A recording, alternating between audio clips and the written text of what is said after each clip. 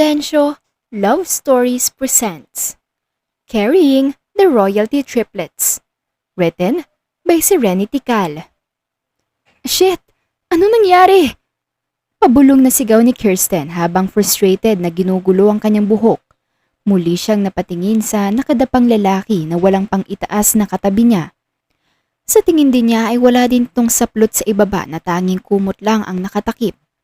Hindi niya makita ang mukha nito at ayaw niyang makita pa.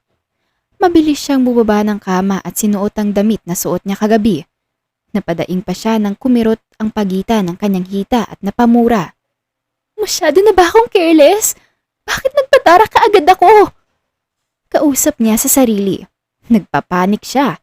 Hindi niya na makapag-isip ng maayos. Nahanap niya ang kanyang bag at tiningnan ng loob. Mabuti na lang at nandito lang ang wallet at pera niya. Wala siyang phone. Hindi niya afford yun at wala pa siyang trabaho. She knew that she was panicking. Hindi niya alam kung anong nangyari at nahantong sa ganito. She was not careless like she did right now. May nakaka-make out siya before pero hanggang dun lang yun. Napahilamos siya sa kanyang muka at aksidenteng napasulyap sa mukha ng lalaki. Shit! In fairness, kahit lasing siya ay may taste pa rin siya na mamili ng yummy. Hindi niya nakita ang buong mukha dahil nakasubsob ito sa malambot na unan, pero sigurado siyang gwapo ito't may maibubuga. Napakatangos ng ilong at makapalang kilay. Nakanguso pa ang mapupulang mga labi nito. Puta, makaalis na nga ako. Mura niya nang mapagtantong nakatingin pala siya ng matagal dito. Baka magising lalaki sabihin na minamanyak niya ito. Medyo true naman pero no pa rin yun. Tiningnan niya ang lalaki sa huling pagkakataon bago lumabas. Pero itinatak niya sa kanyang isipan ang isang tattoo sa likod at ang mukha ng lalaki. Babalikan niya yun sakaling may mangyari man o mas mabuting sabihin na may mabuo man. Hindi niya alam kung paano ito hahanapin ulit. Basta, ang importante muna ay makaalis kaagad siya doon. Nang makapara siya ng isang taxi ay sinabi kaagad niya ang address ng bago niyang bahay. Ang bahay ng umampon sa kanya. Hindi niya alam kung bakit siya napunta sa sitwasyon na yun. Ang pagkakaalala niya ay may pa-welcome party ang bagong magulang niya sa bar na pagmamay-ari ng kakilala nila. Pinainom siya kasama ang mga kaibigan ng mga ito hanggang sa nalasing siya. Hindi niya na alam kung ano ang sunod na nangyari at kung paano siya nakapunta sa kwarto nito. Anong katangahan ba itong ginawa ko? Muling tanong niya sa sarili habang inaayos ang buhaghag na buhok. Hindi na siya nag-abala pang tumingin sa kanyang ayos para lang makalabas sa kwartong yun. May ilang taong nakabanggaan pa siya pero hindi na siya nag-abala pang humingi ng tawad. Pagdating sa kanilang bahay ay nagbayad muna siya bago bumaba. Patakbo siyang kumatok sa pintuan dahil nakalak iyon. Ilang minuto bago bumukas yun ay bumungad sa kanya ang tatay niyang hilaw, si Filippo. Madilim niya itong tiningnan hanggang sa unti-unti itong umisi. Hindi siya pure na Pinoy. May lahi siyang Russian katulad ng asawa nitong si Catherine. Sila ang mag-asawang umampun sa kanya kahit nasa tamang edad na siya. Pumasok ka! Nakangisi nitong sabi. Kahit nagtataka sa inasta ng ama ay pumasok siya. Pero ganun na lamang ang kanyang gulat nang bumungad sa kanyang nasa sala. Ano to? Halos malaglag na ang kanyang panga habang nakatingin sa mga gamit niyang wala sa ayos. Bumaba ang kanyang mama Catherine mula sa taas bitbit ang iba pa niyang gamit. Mas lalo siyang nagulat nang itapon ito sa kanya. Dahan-dahan yung nalaglag mula sa kanyang ulo hanggang sa malaglag ito ng tuluyan sa sahig. Ngayong tapos mo na ang trabaho. Pwede ka nang umalis! Sigaw nito sa kanya. Padabog itong bumaba ng hagdan at huminto sa kanyang harapan. Ano pang hinihintay mo? Nakataas ang kilay nitong tanong. Hindi siya makapaniwalang tumawa. Ibang-iba ito sa ugaling pinakita sa kanya nitong mga nagdaang araw. Naguguluhan siya sa biglaang inasta nito. Akala pa naman niya ay nakahanap na siya ng totoong pamilya. She should have lowered her expectations. Bakit nga ba siya umasa? Katulad lang naman sila ng mga totoo niyang mga magulang. Sino ba naman ang may gusto siyang maging anak? Sabi nga ng mga peke niyang kaibigan noon na ang sarap pa ring ingudngod sa imburnal. walang magtatagal na tao sa buhay niya. Do a part of her does not really care, ay hindi niya pa rin maiwasan na maniwala sa mga ito, lalong-lalo na sa mga nangyayari sa kanyang pesteng buhay. Anong ibig sabihin ng mga to? Naglakas loob siyang nagtanong. Bago siya umalis ay kailangan niya munang malaman kung ano ang nangyayari. Gusto niya man lang marinig ang sasabihin ng mga ito sa huling pagkakataon kahit na hindi niya alam kung saan pupulutin pagkatapos nito. Nakatingin lamang siya sa sahig nang lumapit ang kanyang amahin sa asawa nitong si Catherine. Ayaw niya itong tignan. Kaya pala nung unang beses nilang pagkikita ay hindi na maganda ang kutob niya. First of all, sino bang mag-aampon ng may edad na kung meron namang mas bata pa kaysa sa kanya? Alam din nila ang mabaho niyang records doon sa ampunan kaya nagtataka talaga siya. Since aalis na din naman siya, why not tell her at least? Baka sabihin niya na napakasama natin. Natatawang sabi nito. Gusto niya itong sigawan dahil sa ginagawa pa lang nito ngayon ay totoong masama na. Paano pa kaya kapag sinabi na nila ang totoong dahilan? Sana pala ay nagstay na lang siya kasama si Sister Ali sa ampunan. Kapag nakabalik siya doon, ay mangangako siyang hindi na siya muling magpapasaway dito. Magtitino na siya sa buhay. Well, darling, plano lang namin ito lahat. Ginamit ka lang namin para sirain ng isang lalaking may malaking atraso sa anak namin. Sabi nito at nilapitan siya. Hinagkan pa siya nito ng kanyang sentido. Gusto niya itong itulak o kaya't sampalin ng bonggang-bongga pero nanigas na lamang siya sa kinatatayuan. Ito ang aktong ipinakita niya nung una nilang pagkikita. Ang aktong tila ba'y mahal na mahal siya nito bilang isang ina. Well, she's wrong. She was wrong all along. Bakit ako pa? Puno ng pait na tanong niya dito. Lakas loob siyang tumingin kay Catherine kahit nagiinit na ang sulok ng kanyang paningin dahil sa papalapit na luha. Ngunit hindi niya yun hinayaang bumagsak. She won't shed tears for these people. Well, hindi namin alam. You're just unlucky that we picked you. Tumawa ito ng malakas habang umisi naman ang kanyang asawa. Nagdidilim ang kanyang paningin at tumingin sa mga ito. Gusto niya itong sakalin, pero pinigilan niya ang sarili dahil kapag nalaman ni Sister Ali ang kanyang gagawin ay magagalit ito sa kanya. Ayaw niyang magalit sa kanya ang tinuring niyang ina sa loob ng isang dekada. Isa pa ay tama na siguro ang kagagahan na ginawa niya na nagpasakit sa kanyang ulo. Ibalik niyo na lang ako sa ampunan. Mariin niyang sabi sa mga ito at napakuyom ng kamao. Tumingin sa kanya si Catherine na parang nababalo na siya dahil sa sinabi niya. Why would we do that? Wala na kaming paki sa'yo. Sabi nito at inikutan pa siya ng mata. Gusto niyang ihiwalay ang eyeballs nito mula sa kanyang ulo. Let's not waste our time here, hon. Palayasin mo na yan. Hinila ni Filippo ang kanyang asawa papalapit. Napahinto naman si Catherine nang may maalala. Oh, kumusta kagabi? Nasarapan ka ba? Mas lalong nadurog ang pag-asa niya nang bumungad sa kanyang katotohanan. She couldn't believe that the people who had her hopes high to have a new family and supposed care about her could do something so cruel. Nakaramdam siya ng galit at pagtataksil sa kanila. Nang dahil sa kanilang kagaguhan ay nawala sa kanya ang kanyang pinakaiingatan sa sarili. Tangina yung dalawa. Napamaang ang bibig ng mag-asawa dahil sa sinabi niya. Aba, napakabastos pala ng bunganga mo. It is really a good thing that you're not our daughter. Nanlilisik ang matang sigaw sa kanya ni Catherine pero wala na siyang pakialam. Mabilis niyang kinuha ang maleta at umalis. Sinukbit din niya ang iba pang bag sa kanyang balikat. Kahit nahihirapan ay pinilit niyang maglakad patungo sa pintuan. Wait! Narinig niyang sabi ni Filippo sa kanyang likuran. Hindi na sana niya ito papansinin pero napahinto siya sa sinabi nito.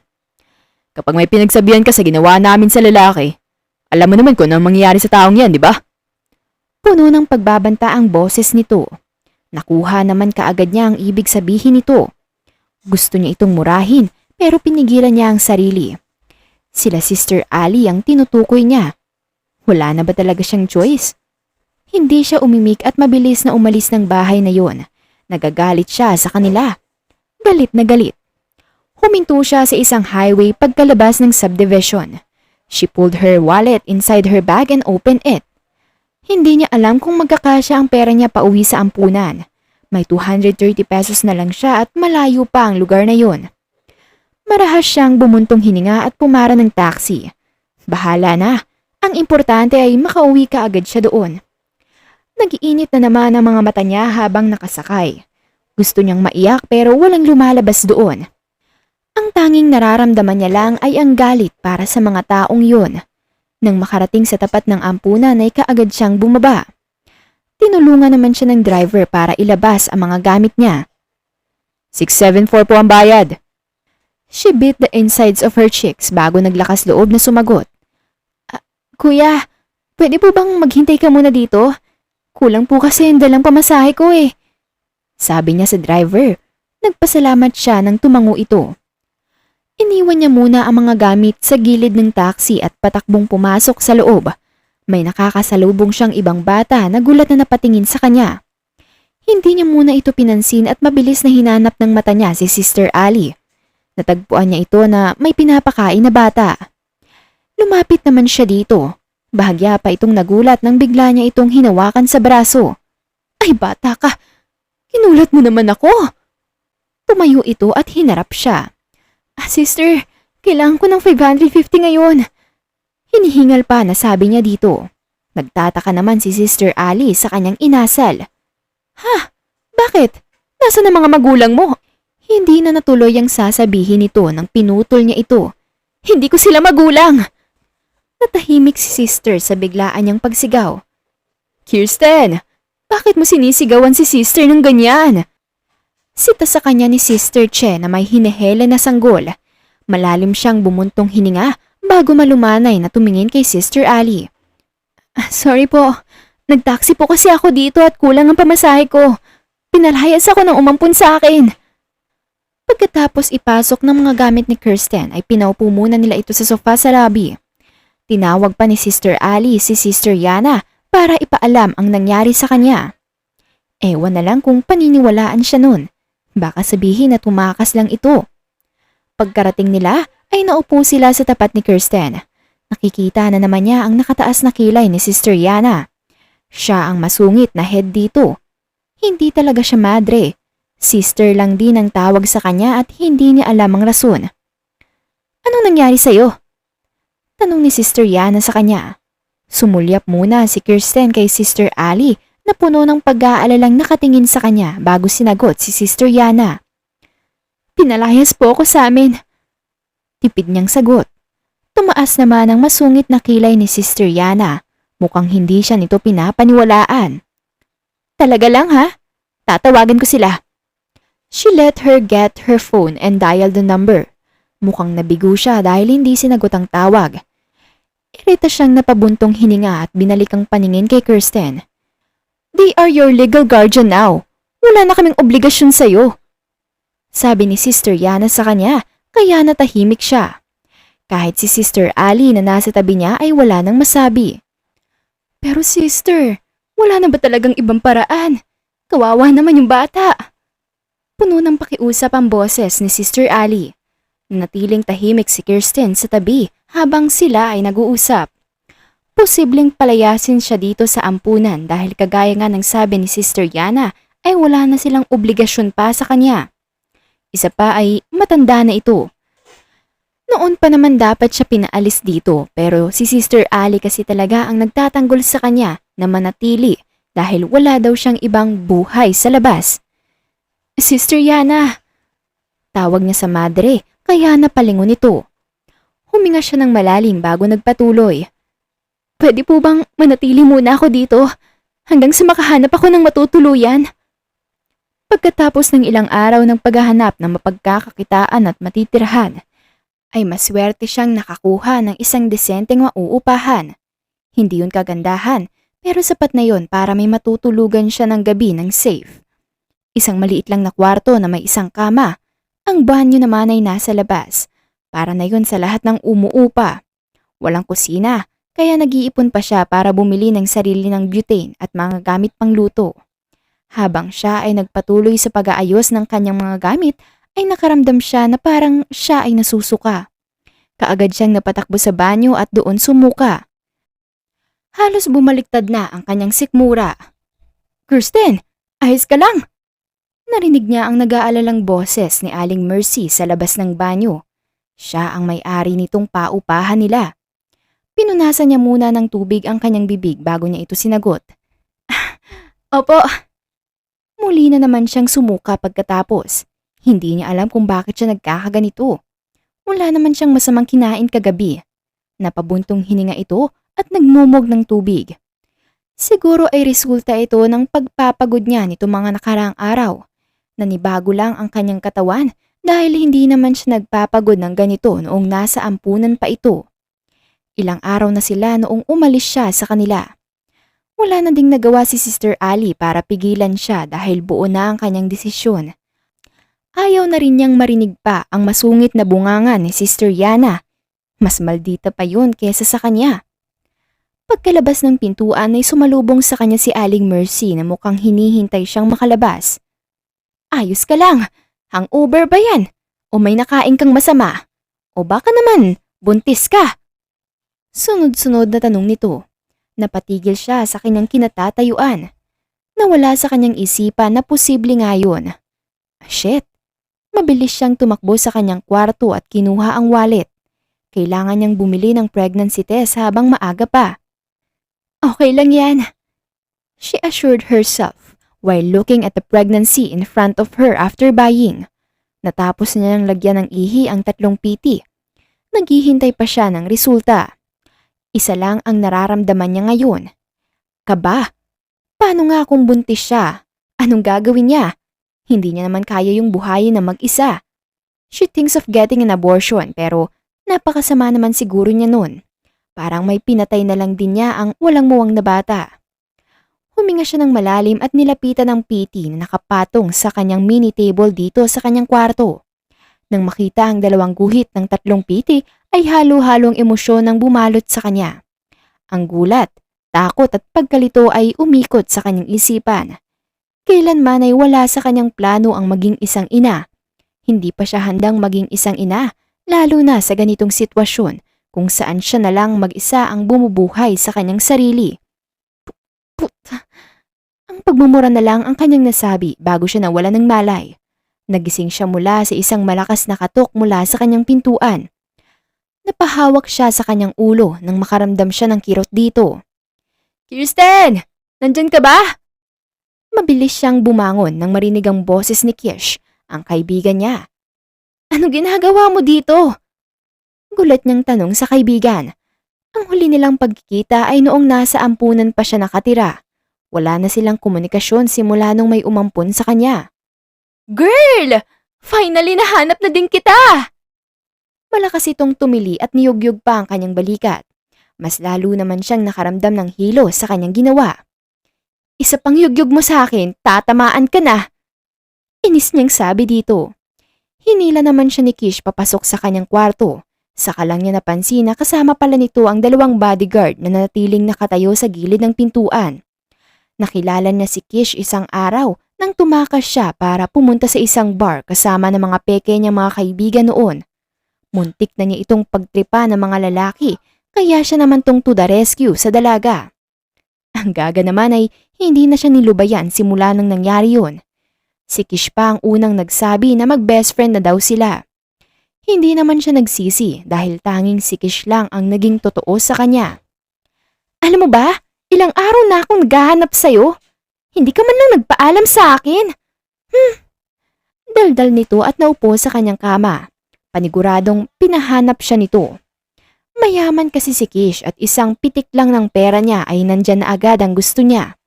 Malamang ay pinahanap siya nito. Nanlaki ang mga mata ni Kish nang mapatingin sa table kaya hindi niya ito nagawang pigilan pa nang kunin nito ang bagay na nakapatong doon. OMG! Is this a pregnancy test? Sa'yo ba to? Malakas niyang tanong kaya hinampas niya ang braso nito. Tumahimik ka nga. Baka may makarinig sa'yo. Inirapan siya ng kaibigan. So, totoo ngang sa'yo to. Bakit ka naman bumigay agad, sister? Maarte nitong sabi. Hindi ko alam ang nangyari, okay? Nagising lang ako kinabukasan sa isang kwarto sa bar, kung saan may pa-welcome party na ginanap ang pesteng umampun sa akin. Sila ang dahilan kung bakit nabumbumpaw ako. Hala, kaya pala sabi ni Sister Ali na pinalayas ka sa kanila. I hate them na. Maarting sabi ni Kish. Alam mo ba kung sino ang ama niyan? Tanong ni Kish sa kanya kaya natahimik siya. Medyo, nakita ko ang mukha pero hindi ko alam kung saan siya hahanapin. Sagot ni Kirsten dito. Gusto ko makasigurado kung sa kanya ba talaga to. Nakakaya naman kung basta na lang ako susugod sa kanya. Dugtong niya at napabuntong hininga. Kinalabit siya ni Kish sa kanyang tabi kaya napatingin siya dito. Want me to help you? Malademonyo itong ngumisi. Kagaya nga ng sabi ni Kish ay tinulungan siya nito. Binalikan niya ang bar kung saan nangyari ang lahat. Hindi siya hinayaan itong sumama sa kanya dahil masama daw sa buntis ang magpagod. Hindi na siya namilit dahil nasa dugo na ni Kish ang pagiging OA sa lahat ng bagay. Marahas na bumukas ang pintuan ng kanyang kwarto kaya gulat siyang napatingin dito.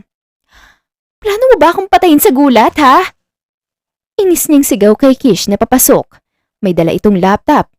Kagaya kanina ay nanatili ang dalawa niyang bodyguard sa labas ng pintuan. Hindi na mamatay ang masamang damo, ate ko. Tumabi ito sa kanya sa kama. Kumuha siya ng unan at doon ipinatong ang dala niyang laptop. May nakuha akong CCTV. And swear, ang swerte mo, girl. Binuksan niya ang kanyang laptop at may pinindot. Bumungad agad sa kanila ang CCTV footage nung gabing yun. She saw herself walking in a hallway. Since she's drunk, she can't walk properly. How come I can't remember anything? Tanong ni Kirsten kay Kish. The drinks at that party were drugged. Guess kung sino may kagagawan. Isa lang ang pumasok sa isipan ni Kirsten. Yung nag-adapt sa akin? Sabi niya. Natuwa naman si Kish sa narinig. Bingo! Nagpatuloy ang video.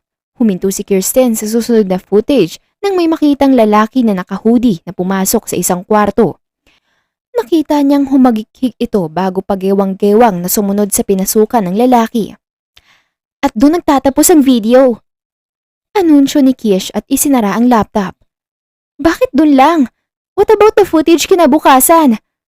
Desperada na tanong ni Kirsten sa kaibigan niya. Umiling naman si Kish na parang nalulungkot na. Unfortunately, someone took down the videos the next day. Napabuntong hininga si Kirsten sa narinig. Pero, I'll pay someone to retrieve all the deleted files kaya wag ka mag-alala. Humagikik si Kish kaya sinamaan niya ito ng tingin. Akala niya ay wala na silang magagawa pa. Teka, bakit ka nagsasayang ng pera basta-basta? Baka naman may ibang paraan ng hindi nagbabayad ng tao or something. Duh! Wala nang masasolve ng hindi involve ang pera, Kirsten. Isa pa, this is my money so you don't have to worry. Ang gawin mo lang ay alagaan ang magiging baby mo. Tumili siya at hinimas ang tiyan ni Kirsten. Kinabukasan ay pumunta si Kirsten sa address ng cafe na ibinigay sa kanya ni Kish. May kakausap daw sa kanya na kilala ang posibleng tatay ng anak niya. Nang makarating sa loob ng cafe, ay may lumapit kay Kirsten na isang lalaking waiter. Iginiya siya nito sa isang table na may nakaupong isang lalaking nakasuot ng isang mamahaling suit. Imposible namang ito ang nakaanuhan niya nung gabing yun, di ba? May katandaan na kasi ito eh. Ikaw ba yan, Miss Reyes? Tanong ng lalaki nang mapansin ang presensya nito. Tumango naman siya bilang sagot. Please take a seat, miss. Sabi nito na sinunod niya. Hindi niya maiwasang mailang dahil sa paraan ng pagtitig nito na parang may kung ano siyang ginawa. Tinignan niya itong may kinuha mula sa lalaking kasama niya na nakatayo lang sa gilid at saka inabot ito sa kanya. Isa itong maliit na papel. Itigil mo na kung ano man yung ginagawa mo, Miss Reyes. Hindi nyo kami maluloko sa mga delusions nyo. Marami nang nagsabi katulad nito at lahat sila ay hindi totoo. Napamaang naman si Kirsten habang hawak ang isang papel. Cheque yun na may nakasulat na 1 billion pesos. Ano to? Naguguluhan niyang tanong at napatingin sa matanda. Hindi ka naman buntis, hindi ba? Kabayaran yan para tumigil ka na sa pangungulit sa master namin. Sabi nito. She was speechless and dumbfounded. Why would she fake her pregnancy? Inis siyang tumingin dito at marahas na inilapag ang bitbit na tseke. Kahit na nangangati ang kanyang kamay na tanggapin ito, ay nakokonsensya naman siya para sa batang nasa kanyang tiyan. Ayaw niya itong matulad sa kanya na walang kinalakihang magulang at pinabigay lang basta-basta. Nasa ampunan na nga siya lumaki. Lalaki din ba ang kanyang anak sa loob din ng ampunan? Ayaw niya naman nun. Ouch ah! Paano niyo po nasabi kung buntis ako o hindi? Naranasan niyo na po bang manganak? Gusto niyo rin po bang malaman kung paano nangyari at ginawa namin ng batang to? Diretso ng tanong sa lalaki. Napatikim naman ito. Hindi makapaniwala ang lalaki kung gaano ka-vulgar ang bibig ng babaeng kaharap niya. Kung totoo nga ang sinasabi mo, we will see a doctor then. Sabi nito, kaya nakangiting tagumpay siyang napasandal sa kanyang upuan. Napasulyap naman siya sa papel na nakapatong sa mesa. Babay 1 billion. Nang matapos ang check-up session sa kanila ng doktor at kumpirmadong buntis nga siya, ay pinayuhan muna siya ni Mr. Alex na umuwi muna at ipaalam muna ito sa kanyang amo. Kahit na naiinis siya kung bakit hindi na lang ang lalaking nakabuntis sa kanya ang humarap, ay hinayaan na lang muna niya ito. Napapagod na din kasi siya sa kakalakad. Paano pa kaya kapag kasing laki na ng pakwan ang kanyang tiyan? Pagpasok pa lang niya ng kwarto ay naligo muna siya. Naghahanda para sa kanyang pagtulog. Dahan-dahan ang kanyang mga kilos sa takot na madulas siya o kung anumang makaapekto sa bata. Kung ano man ang status ng lalaki ay hindi siya ang habol nito. Ginagawa lang niya ang lahat ng ito para sa bata. Gusto niyang makausap ito kung ano ang magiging plano nila sa pagpapalaki sa bata. Kinabukasan ay maaga siyang nagising sa isang tawag sa cellphone. Si Mr. Alex ito. Good morning, Miss Reyes. Magkita po tayo sa harapan ng Fuentabella Company. Sabi nito bago ibinaba ang tawag. Kahit nagtataka kung bakit doon ay naligo na lang siya at nagbihis habang naghihintay sa gilid ng building. Kagaya ng sinabi ni Mr. Alex ay nakuha ng kanyang atensyon ang sa tingin niya ay mag-asawa kasama ang 2 batang lalaki na pababa ng kotse. Napangiti ito sa nakita. Ang cute naman. Ganyan kaya ka-cute ang baby ko? Wala sa sariling kausap niya sa sarili at napahimas sa kanyang tiyan na hindi pa naman kalakihan. Kahit hindi pa siya handa ay handa siyang protektahan ito. Napaayos siya ng tayo nang makitang lumabas si Mr. Alex mula sa loob ng gusali. Sinalubong niya ang mag-asawa kaya napatigil si Kirsten. Saka lang niya napansin na si Aris Fuentabella pala ang lalaki, ang kilalang mayaman dito sa Pilipinas. Mukhang may business si Mr. Alex sa kanila. Ilang minuto ang kanilang pag-uusap bago nagpatuloy sa pagpasok ang mag-asawa. Yumuko naman si Mr. Alex sa mga ito bago nilingon ang kanyang paningin. Kaagad naman na lumapit sa kanya si Kirsten nang makitang may hinahanap ito sa paligid. Mr. Alex! Pagkuha niya sa kanyang atensyon. Napatingin naman ito sa kanya. May kailangan tayong pag-usapan. Doon muna tayo sa loob ng kotse. Mainit dito. Tumango naman siya at sumunod sa kanya papasok sa isang nakaparadang kotse. Hindi mo pa rin ba naaalala kung sino ang nakapiling mo nung gabing yun? Tanong ni Mr. Alex sa kanya pagpasok sa sasakyan. Umiling naman siya dito. Ngayon ay nagsisisi na siya na hindi man lang niya tiningnan ng maayos ang mukha ng lalaki. Nagpanik lang talaga siya nung araw na yun. Hindi po talaga. Tanging tatulang ng lalaking yun ang naaalala ko. Pero kapag nakita ko siguro siya, posibleng makilala ko siya. Sagot niya sa matanda. Pumuntong hininga naman ito. I had already talked to Roy, the possible father of the child, and they said that they cannot risk the baby's health. Napag-usapan nilang doon ka muna sa kanilang puder hanggang sa makakuha na ng result ng DNA test. Kirsten's head tilted in confusion upon hearing his words. Bakit kailangan pa yun? She asked. Kailangan namin na masigurado na hindi maging masela ng pagbubuntis mo kung totoo man na sa kanya yan. Sagot nito sa kanya. Teka nga, bakit ba ikaw tong palaging kumakausap sa akin? Nahiya ba ang itlog ng kusino mang ama ng batang to at wala siya? Mga lalaki nga naman. Napapailing na usal ni Kirsten. Napatikom na lang ng bibig si Mr. Alex kahit na gusto niyang patigilan si Kirsten sa mga sinasabi nito. He's a busy person, Kirsten, and he has someone he likes and is soon to be engaged. Itinaas ni Kirsten ang kanyang kilay at tumingin sa matanda. Ipinakita niyang wala siyang pakialam kahit pakasal na ito. So, I'm asking for his presence as tatay ng anak ko, hindi para maging asawa ko. Inis niyang sabi dito. Marahas siyang bumuntong hininga. Grabe, hindi niya na masikmura ang nangyayari. Nagsisimula na naman siyang mahilo kahit hindi naman mainit o ano. Okay ka lang, Kirsten? Bahagya siyang hinawakan ni Mr. Alex, kaya itinaas ko ang kamay para tumigil siya. Mas lalo siyang nahihilo kapag masikip. Kinusot niya ang kanyang mga mata nang maramdaman niya ang hilo sa paligid. Bakit parang lumilindol? Parang baliw niyang tanong hanggang sa tuluyan na siyang nawala ng malay. Huling narinig niya ang pagsigaw ni Mr. Alex sa taong nasa passenger seat na ngayon niya lang napansin na may nakaupo pala doon. Your Highness, she fainted! Kinagabihan, nagising si Kirsten nang maramdaman ang sakit sa kanyang ulo. Iminulat niya ang kanyang mga mata at hinintay ang mag-adjust sa liwanag. Napakunot ang kanyang noo nang mapatingin siya sa kisame. Kailan pa ako may chandelier sa bahay? Bulong niya. You're awake. What the fuck? Sigaw ni Kirsten sa gulat. Hinanap niya ang may-ari ng boses. Kinidnap ba siya? Na-got kidnapped by a mafia boss.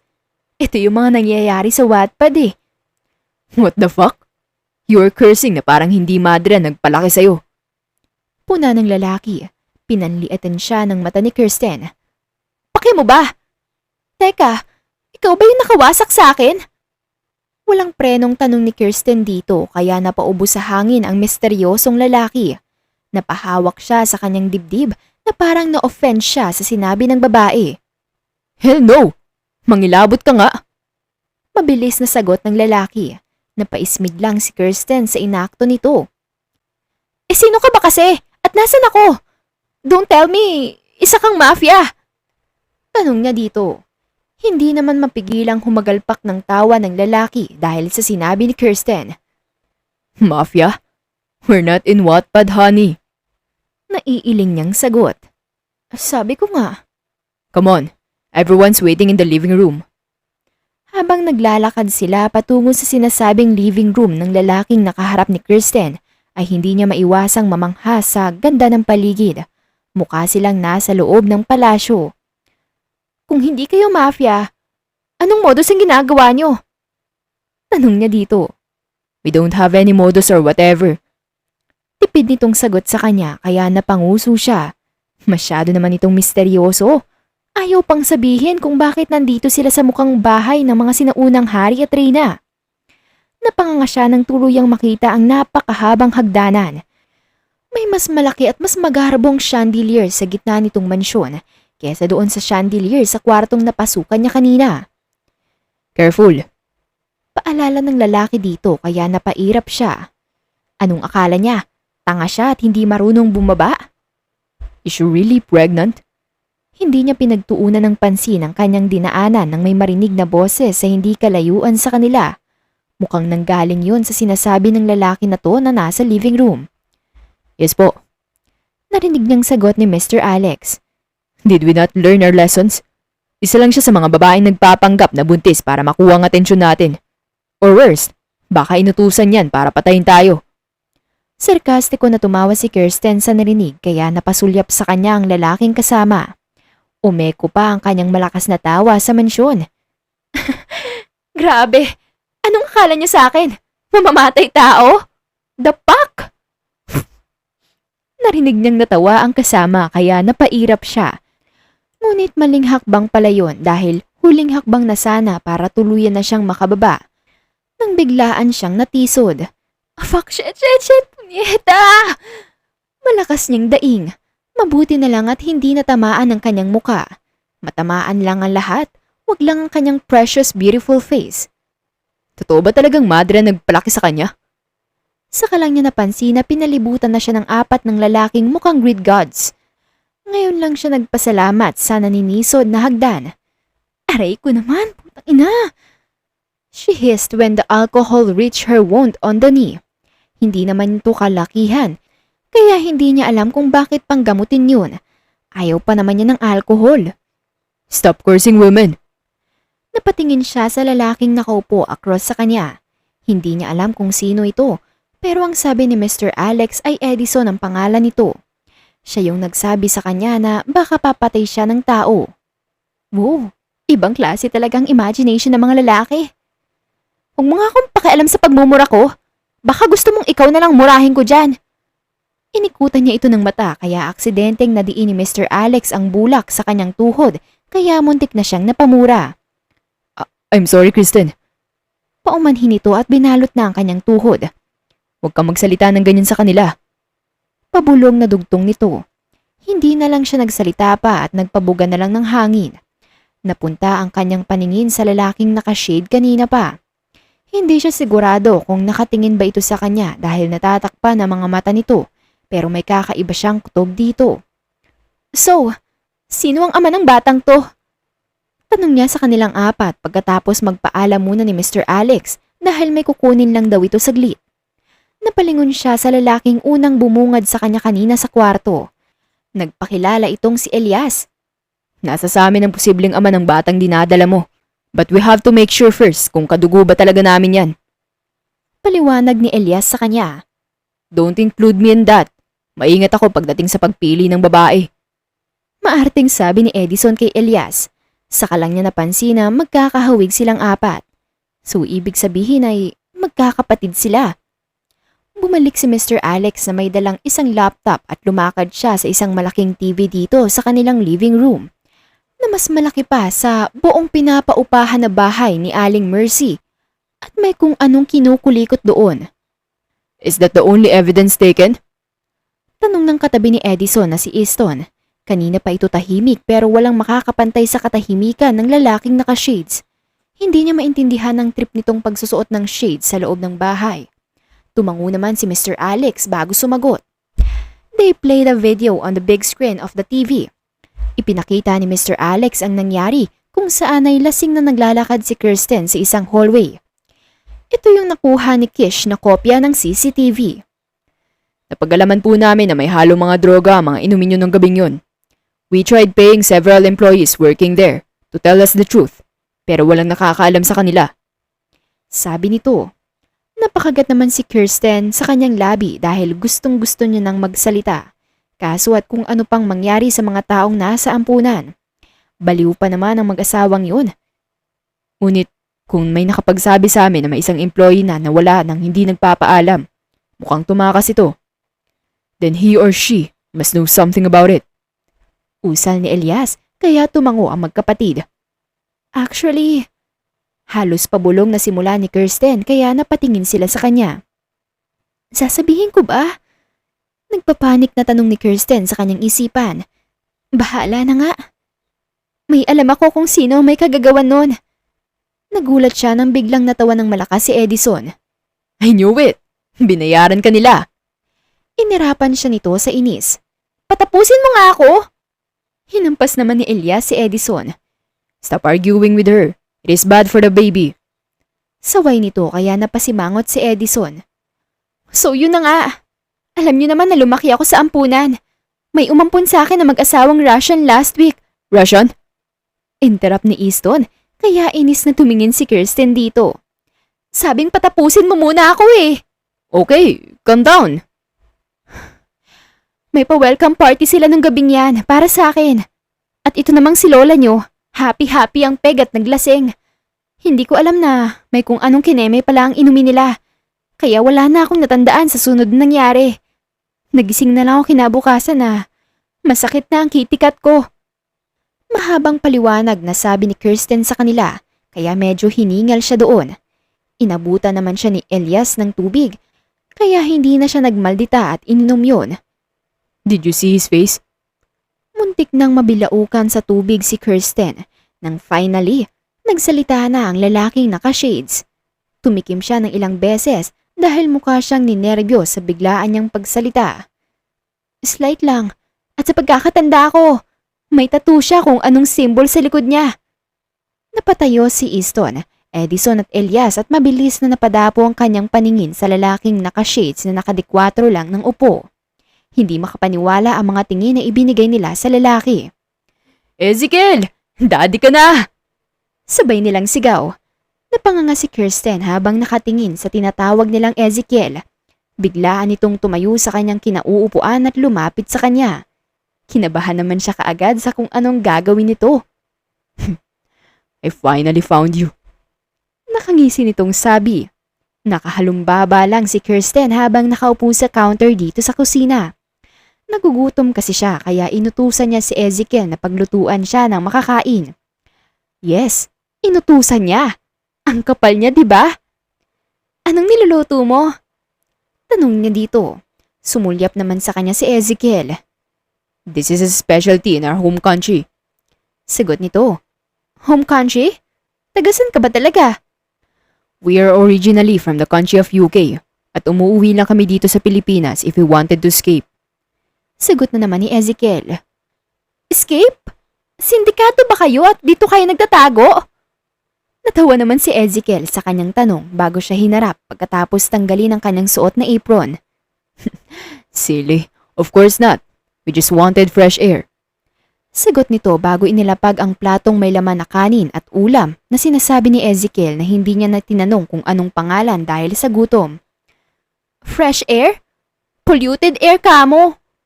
Habang kumakain, ay hindi niya maiwasang mapasulyap kay Ezekiel na hanggang ngayon ay nakasuot pa rin ng shades. Nasisilaw ka ba sa kagandahan ko at nagsusuot ka ng ganyan? Makapal niyang tanong dito. Hindi na napigilan na humagalpak ng tawa ni Ezekiel sa narinig. Ibang klase talaga ang pananalita ni Kirsten. Masaya ka na niyan. May halong inis na tanong ni Kirsten sa lalaki. Tinawanan ba naman kasi siya? Hindi naman kasi siya nagjo-joke. Ay, Muli na naman itong tumawa ng malakas. Itigil mo nga yan! tumikim ito. I have an eye problem. Sagot na nito. Finally. Paanong eye problem? Curious na tanong ni Kirsten. Nagulat siya nang biglang hinubad ni Ezekiel ang kanyang suot na shades kaya nasagot na niya ang kanina pang katanungan. Wala na ang kanan nitong mata. Nag-iwan pa ng isang malaking peklat na parang hiniwa yun. What the? Pinutol ni Ezekiel ang kanyang sasabihin. And also, this hides my identity. Sabi nito bago ibinalik ang shades. Identity? Sino ka ba? You will know later. Pagkatapos niyang kumain ay pinatawag muli sila ni Mr. Alex sa living room para ipagpatuloy ang kanilang pinag-usapan. Bitawan mo nga ako! Reklamo ni Kirsten kay Ezekiel nang hinawakan siya sa braso nito. Stupid. Baka matisod ka na naman. Tanga ka pa naman. Pangaasar nito kaya sinamaan niya ito ng tingin. Isa din pala siya sa nakakita sa nakakahiyang nangyari kanina kay Kirsten. Huwag mo akong uumpisahan, Kiel ah! Napahinto naman si Ezekiel sa kanyang nilalakaran at gulat na napatingin kay Kirsten. Kiel? Kirsten! Maupo ka na dito. Utos sa kanya ni Mr. Alex pagpasok nila sa living room. Tumabi naman agad si Kirsten dito para hindi na siya mabwisit pa ni Ezekiel. Binigyan siya ni Mr. Alex ng isang bond paper kaya takas siyang napatingin dito. This is the contract that you need to sign. Kung ano man ang mangyayari sa loob ng panahon na nandito ka kasama nila, wala kang ibang pagsasabihan. Not even a tiny bit of an ant. Paliwanag nito. Hindi naman siya chismosa para gawin yun at wala rin siyang rason para gawin yun. Yun lang? Binigyan siya ni Mr. Alex ng isang ballpen. Kahit yun ay ang sosyal pa ding tingnan. Nahiya naman ang penmanship niyang hindi kagandahan. Habang nagpipirma ay nagtaka siya nang biglang tumayo sa harapan nila ang apat na magkapatid, suot ang mga seryoso nilang mga muka. And one last thing. Napatingin siya kay Mr. Alex. You should not tell anyone that you're living with the Royals. Patuloy ni Elias sa sinabi ni Mr. Alex. Pagkatapos ng kanilang naging usapan at ang pag-sign niya sa kontrata ay nagpaalam ng umalis si Mr. Alex kaya naiwan si Kirsten kasama ang magkakapatid. Nakaupo pa rin sila dito sa kanilang living room. Walang nagsasalita. Kahit siya na hindi maisara ang bibig ay tikom na. Royals? Mahina niyang bulong sa sarili. Ayaw niya sanang maniwala dito pero may marami silang ebidensya na may dugo nga silang bughaw. Ngayon niya lang din tuluyan na nag-gets ang ibig sabihin ni Ezekiel kanina nung nasa kitchen sila. Nababaliw na ba ako? Tanong niya kay Elias na prenteng nakaupo sa kanyang tabi. Nagkibit balikat ito't gumisi sa kanya. Itanong mo yan sa sarili mo. Sagot nito. Gago, hindi nga! Malakas niyang tanong at napatayo pa. Nabitawan naman ni Easton ang kanyang binabasang libro sa gulat. Fuck! Do you want to murder my damn ears? Galit na reklamo din sa kanya ni Edison. Does that mean I'm carrying a royal's child? Kinabukasan, maaga siyang gumising at bumaba. Usually ay tanghali siyang nagigising noon pa man, pero ngayon ay pinipilit niyang bumangon ng maaga dahil nakakaya naman siguro kung magpapabigat siya sa kasama nitong mga prinsipe sa kung anumang bansa man yun. Ang aga mo naman atang gumising, Lady Kirsten. Nakangiting tanong sa kanya ng mayordoma dito sa mansyon pagpasok niya sa kitchen upang manghingi ng tubig. Trip ko lang po. Walang kwenta niyang sagot sa matanda. Mamayang tanghali pa magigising ang mga prinsipe, kaya maglibang ka muna, iha. Nakangiti nitong sabi. Tanghali? Hindi makapaniwalang tanong niya. Oo nga naman. Prinsipe sila at may karapatan na matulog kung kailan nila gusto. Walang makakabunganga ng, bumangon na kayo dahil hindi kayo prinsesa at prinsipe para humilata dyan buong araw. Pagkalabas niya ng kusina ay hindi inaasahang nakasalubong niya si Ezekiel na bagong ligo at mukhang aalis. He was wearing a white polo paired with slacks and an expensive watch on his wrist. Kumikinang din ang suot nitong sapatos. Naaamoy din niya ang mamahalin nitong pabangong matapang pero hindi masakit sa ilong. At syempre, hindi siya kompleto kung wala siyang suot na shades. Saan ang alis natin, Brad? Ising tanong ni Kirsten dito. Tiningnan lang siya ni Ezekiel at nagmarcha patungo sa kanya. Come with me. Sabi nito at hinawakan niyang kanyang pulsuhan. Hala, saan? Nang ganito lang? Napatingin siya sa suot niyang white t-shirt at above the knee na maong shorts. It is fine. You are already gorgeous. Sabi ni Ezekiel pero hindi siya nagpatinag. Hindi! Magbibihis ako! Giit niya. Umiling naman si Ezekiel sa kanya. We are buying groceries and shopping for your clothes. Hindi na siya nakaangal nang hinila na siya nito ng tuluyan palabas. May nakaparada ng isang sasakyan na may nakatatak na BMW sa harap. Binigyan ng isang guard ang susi kay Ezekiel bago siya nito pinagbuksan ng pintuan. Come on now. Pasok na, pretty. Mabilis niyang sinamaan ng tingin si Ezekiel sa huling tinawag nito sa kanya. Ayaw man niyang aminin pero nakikilig siya doon. Tigilan mo nga yan. Kunyaring inis na sabi niya dito at tuluyan ng pumasok sa loob ng kotse. Siya na din ang kusang nagsara ng pintuan at baka mahalata pa nito na naapektuhan siya sa mga salita nito. Pagkapark ng kotse, akmang bubuksan na sana niya ang pintuan ng kotse para bumaba. Pinigilan siya ni Ezekiel. I'll do it. Sabi nito at mabilis na bumaba ng sasakyan saka siya pinagbuksan. Inalalayan pa siya nitong makababa. Ano ako? Pilay? No, but you're carrying our child. Better be careful. Natigilan siya sa sinabi ni Ezekiel. Our? Parang may kung anong humaplos na naman sa kanyang puso. Habang naghihintay sila sa elevator pataas ay hindi niya maiwasang mapasulyap sa mata ni Ezekiel na nakita niya lamang sa kanyang tabi. If you don't mind, ano nga palang nangyari dyan sa mata mo? Maingat niyang tanong. I lost my eye when someone tried to assassinate me the day after my coronation. Mahina na naman na napasinghap si Kirsten sa narinig. Assassinate talaga? Ganon ba talaga kadelikado maging isang prinsipe katulad mo? Usisa ni Kirsten dito. It happens often, Kirsten. Maraming magtatangka sa buhay mo. Every time and anywhere. Hindi mo alam kung kailan sila atake. Napahaplos naman si Kirsten sa kanyang tiyan. Hindi pala ito kalakihan pero nag-aalala na siya para dito.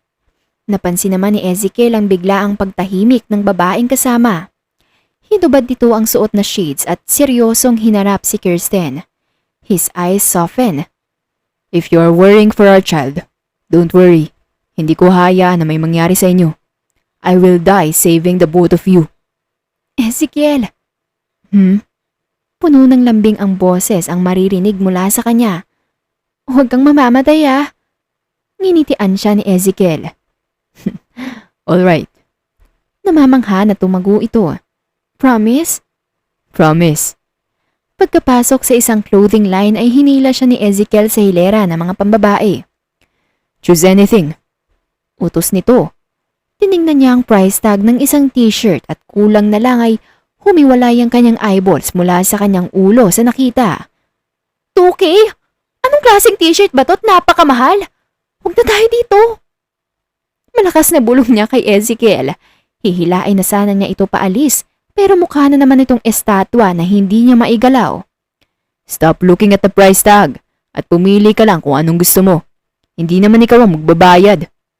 Utos ni Ezekiel at hinila ang isang buong reel patungo sa cashier. Kaagad namang nag-punch ang dalawang cashier. Baliw ka ba? Paano kung hindi kasya sa akin ang iba dyan? Nanlalaki ang mata niyang tanong kay Ezekiel na walang paki. Ibibigay sa maids. Easy as that. Gago ka ba? Nagsasayang ka ng pera. I have tons of money. Love, kung ayaw mong manghila na naman ako ng isang buong reel dito, mamili ka na.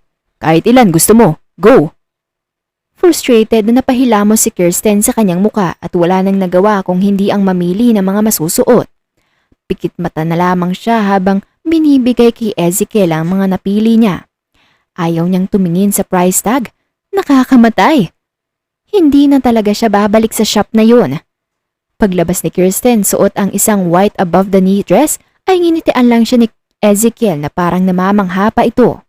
Nakaramdam naman kaagad siya ng kaunting hiya sa paraan ng pagtitig nito. Putang ina, anong titingin-tingin mo dyan ha?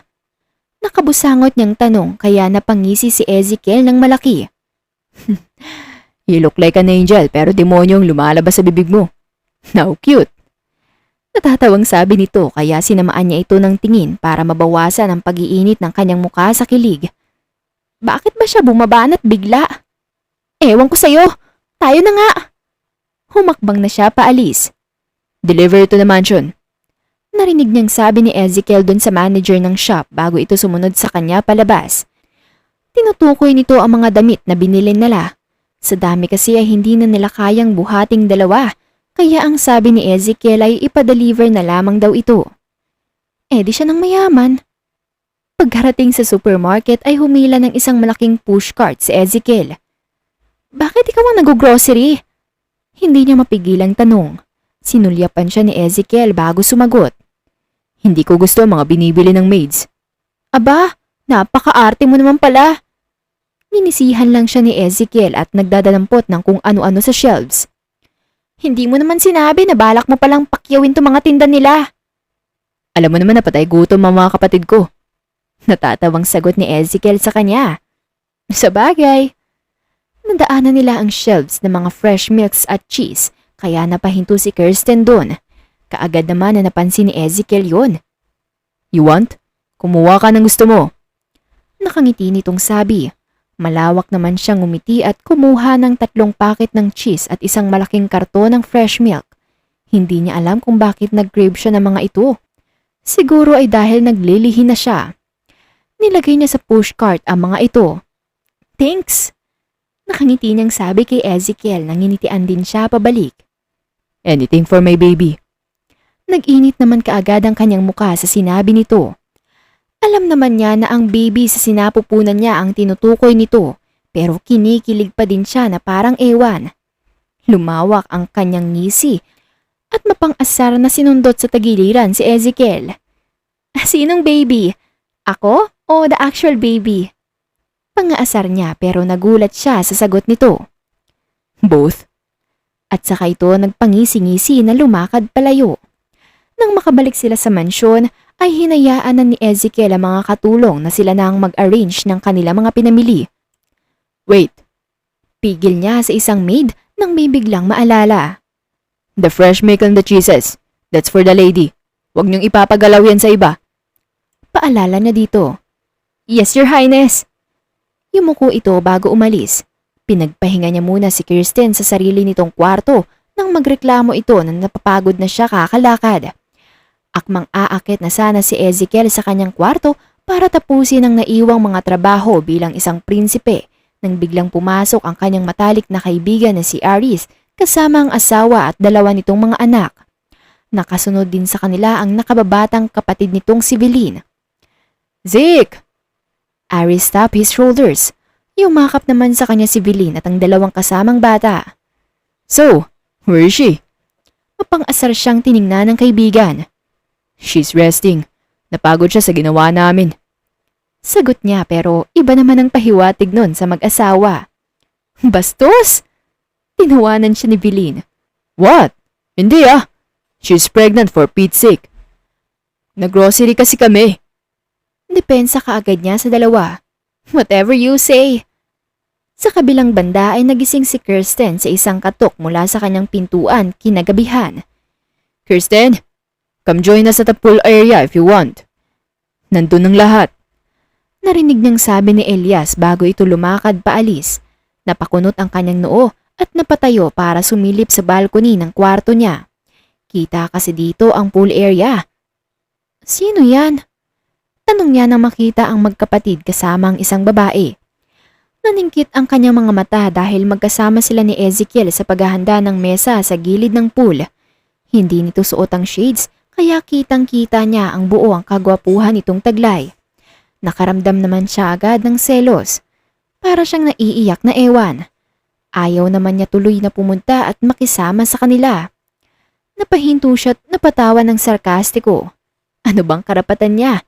Hindi naman sila mag-asawa o kung anuman. Nandito lang siya dahil dinadala niya ang anak ni Ezekiel at hanggang dun lang yun. Damn these mood swings.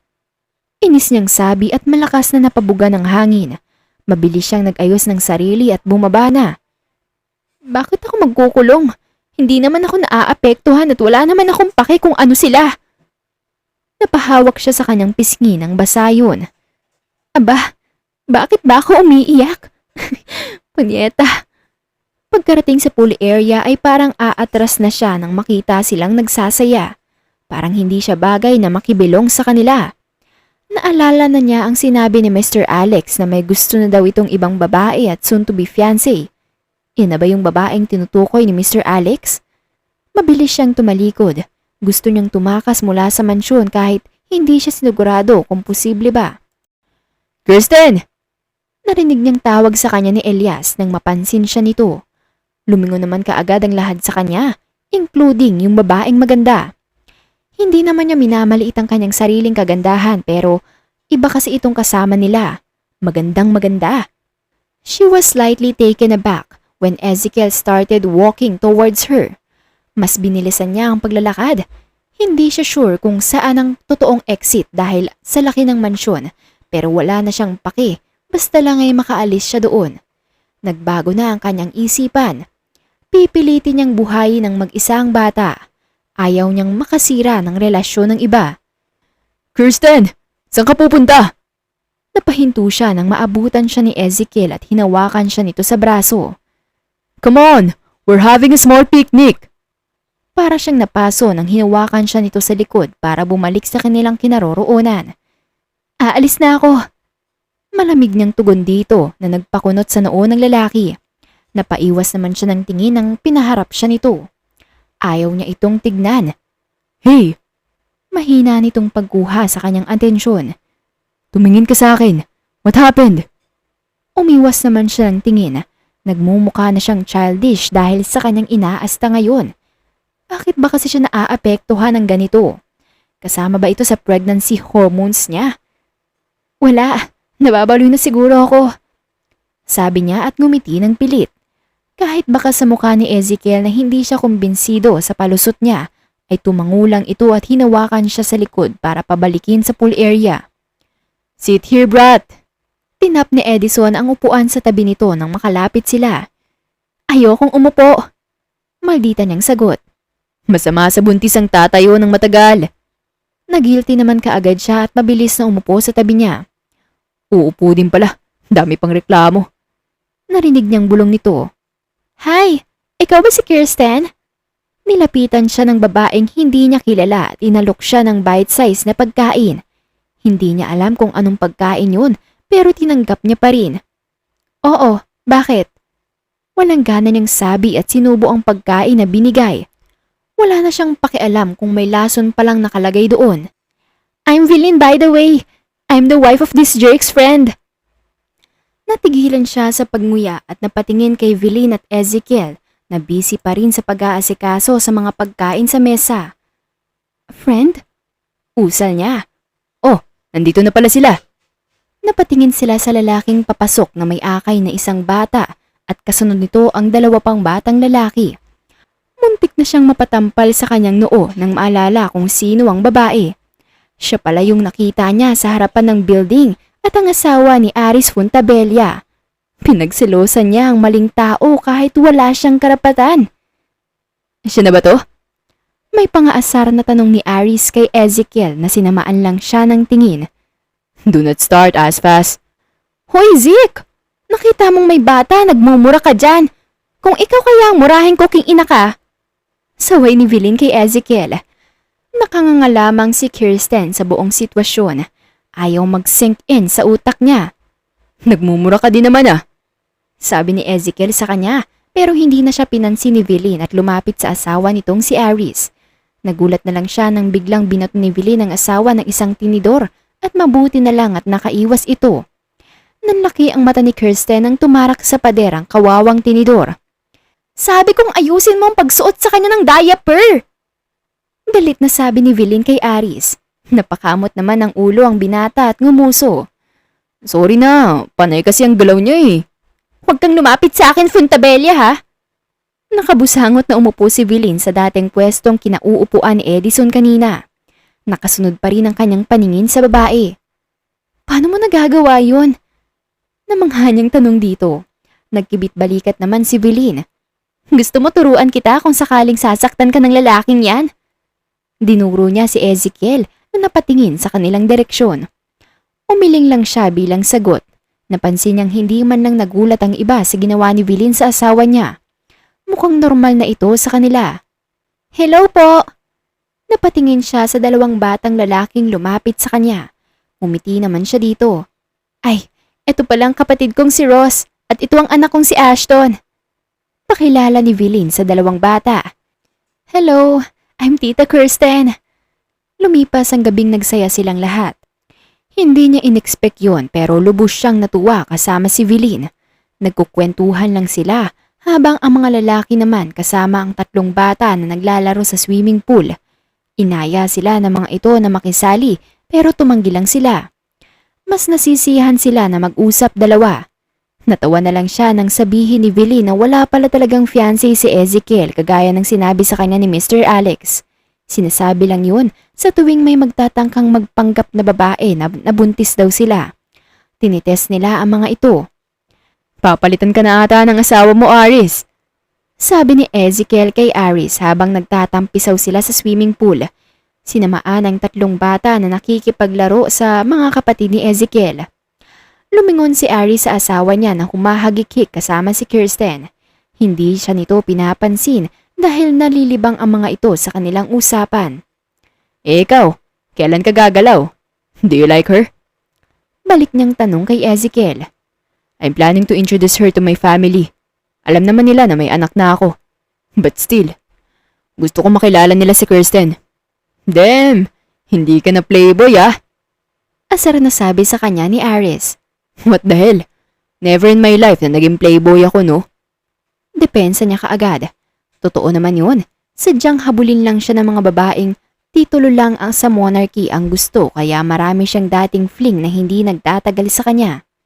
Whatever you say. Anyways, di mo sinagot ang tanong ko ah. Tinawanan siya ni Aris bago uminom ng hawak nitong canned beer. You know that I have been looking for her since that night. Obvious na siguro na kung anong nararamdaman ko sa kanya. Naks, proud na talaga ako sa'yo bro. Pangaasar ni Aris sa kaibigan at pinunasan pa ang imaginary nitong luha. Fuck off, nakakakilabot ka. Ilang araw ang nagdaan. Ginawa lahat ni Kirsten ang lahat para alagaan ang sarili para sa kanyang anak. Pinatigil din siya sa trabahong nahanap niya noon. The child is an unexpected blessing she got but she was sure wanted to take care of the child. Gumaan na rin ang kanyang pakikitungo sa magkapatid, lalong-lalo na kay Ezekiel. Nahahanga siya dito ng lubos dahil sa taas ng pasensya nito na ibinibigay sa kanya. Madalas na kasi siyang sinusumpong ng mood swings at madalas din siyang magkaroon ng morning sickness. Nagugulat na lang siya kapag bigla ang sumusulpot si Ezekiel sa kanyang banyo kapag sumusuko siya upang asikasuhin siya. She appreciates his effort so much. Good morning, Your Highnesses, Lady Kirsten. Bati ni Mr. Alex nang pumunta ito sa mansyon isang araw dala ang DNA test. Is it really necessary? Alam naman natin kung sino ang ama. At ako yun. Reklamo ni Ezekiel dito. Tahimik lamang si Kirsten sa tabi habang kinakain ang kanyang cheese na sinawsaw sa fresh milk. Hindi niya pinapansin si Edison na tinitingnan siya ng may pandidiri. Bakit ba? Masarap naman sa kanya kaya why not? Kailangan pa din po natin makasigurado bago opisyal na i-anunsyo sa publiko na magkakaroon ng susunod na prinsipe. Imporma nito bago kinuha sa kasama nitong tauhan ng isang brown envelope. The DNA test shows a match between the child inside Lady Kirsten womb and the DNA of the both of you, Your Highness, indicating that the two of you are the biological parents of the said fetus. Paliwanag ni Mr. Alex sa kanila habang binabasa ni Ezekiel ang laman ng results. Wala namang pake si Kirsten at hindi na nag-abala pang tumingin sa resulta dahil sa isip niya. Tanging si Zeke lang naman ang nakakuha sa kanya. Wala nang iba. Nakita na din niya sa CCTV footage na binigay sa kanya ni Kish kung saan ilang minuto pagkatapos lumabas sa kwartong may nangyaring kababalaghan ay lumabas si Ezekiel na may kung anong hinahanap. What about the Russian couple? Singit ni Easton sa usapan. Nakuha naman ni Kirsten ang kanyang sinabi at tumango. Nahanap siya ng mga tauhan natin sa underground sa tulong na din ni Miss Villen Fuentabella. Kasalukuyan silang dinala papunta sa UK. Sabi nito sa magkapatid. Remind me to punch him, shithead. Sabi ni Edison na tumango naman bilang sagot. Hindi ko alam kung magpapasalamat ba ako sa kanila. Dahil kung hindi nila ginawa ang kagaguhan na yun, hindi sana natin nakilala si Kirsten. Halos mabilaukan si Kirsten sa kinain sa sinabi ni Elias. Nakatingin na ang mga ito sa kanya. Right. I won't meet this gorgeous. Rinig niyang sabi ni Zeke sa kanyang tabi. Ngumuwi naman siya sa sagot. Itigil niyo nga yan. Nakakakilabot. Inhirapan niya ang mga ito at nagpatuloy sa ginagawa nitong pagsawsaw sa cheese sa fresh milk. Tinawanan lang siya ng mga ito. Nasanay na sa pagsusungit ng buntis. Hey brat! Bakit parang mas naging masungit ka na kaysa sa akin? Huwag mo akong simulan, Harlington! Bulyaw niya bago humigop sa fresh milk. Penge! Lumapit sa kanya si Zeke na nakanguso. Napatingin siya sa lalaki at sa fresh milk niya sa baso. May halo na din yung cheese. Bumuntong hininga siya at naghihinayang na tiningnan si Zeke na nakangising aso lamang sa kanya sa tabi. Hindi na nila naalintana na merong nanonood sa kanilang dalawa. Kumuha ka ng sayo. The day turned into days, which turned into weeks, which turned into months. Ang oras ay tila lumipad na parang banayad na simoy ng hangin. Kagaya ng pinangako ni Ezekiel sa kanya, ay pinakilala siya sa pamilya nito. Nung una ay kinakabahan siya, lalong-lalo na sa estado ng mga ito sa buhay. But Ezekiel assured her that everything will be okay. Nakilala niya ang mga magulang nito at ang lola ni Ezekiel. Lubos siyang nagpapasalamat sa mga ito sa pagtanggap at kabaitan na ipinakita nito sa kanya. Natagpuan na lang niya ang kanyang sarili na lumalapit sa pamilya ni Ezekiel. Pakawalan mo kami! Sigaw ni Catherine sa kanilang lima habang mahigpit na nakagapos ang kanilang dalawang kamay at leeg nito na parang aso. Nandito sila ngayon sa bansang UK. Dinala siya ni Ezekiel dito dahil gusto niya na dito sa bansa mga anak. 9 na buwan na siyang buntis at may kalakihan na ang kanyang tiyan. Nalaman din nila na hindi lang pala isa ang dinadala niya kundi 3. Ngunit wala nang mas hihigit sa kasiyahan ng kapatid ni Zeke nang malaman na 3 ang kanilang pamangkin. Sa wakas daw ay may bata na daw silang makakalaro. Yes, makakalaro. Kung mag-anak kaya sila ng sarili nila, di ba? Baka matroma pa ang ibibigay ng triplets kapag nagkataon. Take a seat, Lady Kirsten. Initian siya ng isang kawal na bigyan siya nito ng isang upuan, kagaya ng utos ng magkapatid sa kanya. Thank you. Pagpapasalamat niya, saka naupo. Hindi na siya nag-inarte pa dahil mabigat talaga ang kanyang tiyan at sumasakit ang kanyang likod kapag tumatayo ng matagalan. Kirsten! Papatayin kong madring nagpalaki sa'yo! Sigaw ni Filipo sa kanya na nakagapos din. May malaking distansya sila ng asawa niyang nakakamura ang pagmumuka. Take off his nails. Utos ni Zeke sa tauhan nito na mabilis naman itong ginawa. Wala siyang naging reaksyon nang tinanggal ang mga kuko ni Filipo sa paa, kaya napasigaw na naman ito muli. Mas malala ang parusa ni Filipo kaysa sa asawa niyang starvation lang ang hinataw na parusa. Hindi na din siya natatakot sa kung ano mang gawin ng mga ito sa kanila ni Sister Ali dahil nasa pangangalaga na sila ni Ezekiel.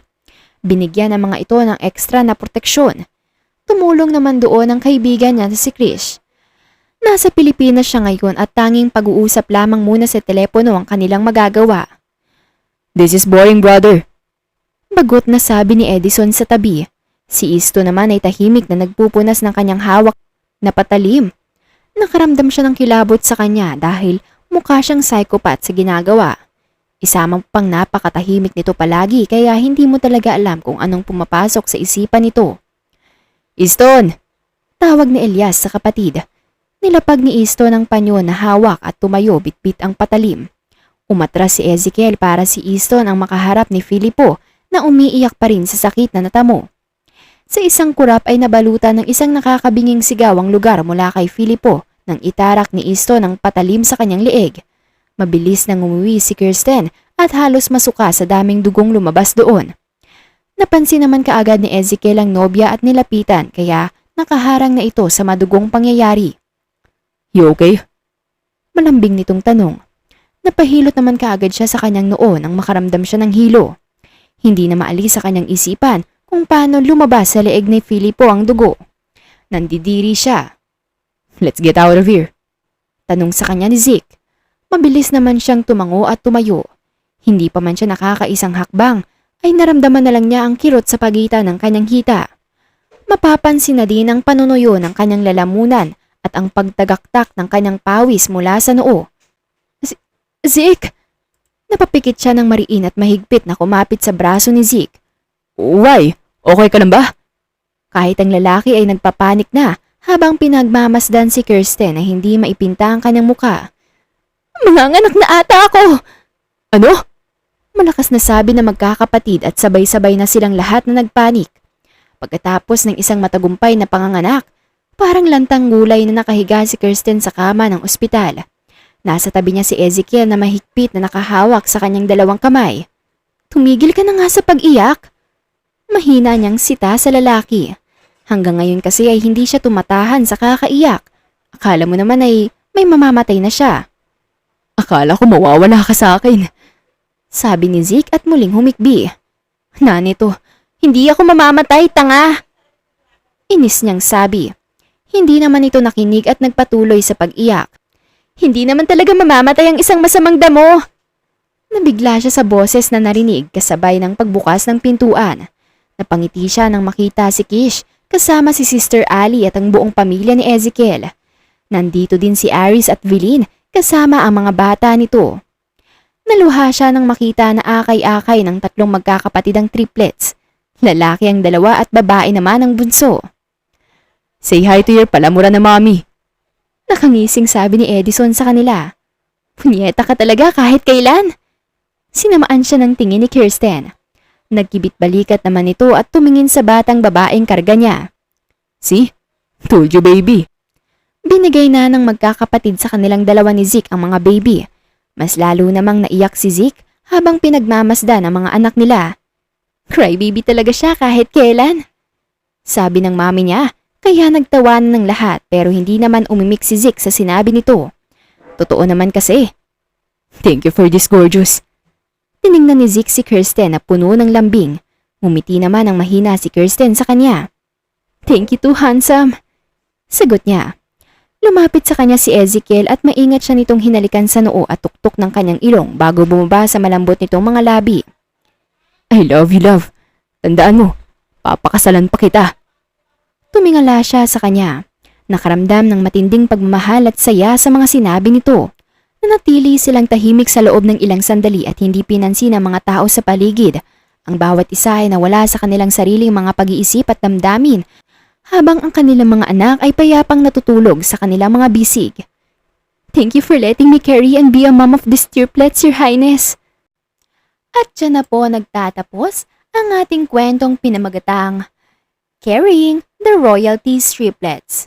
If you like the story, please don't forget to like, comment, share, and subscribe for more wonderful stories. Hanggang sa muli, paalam!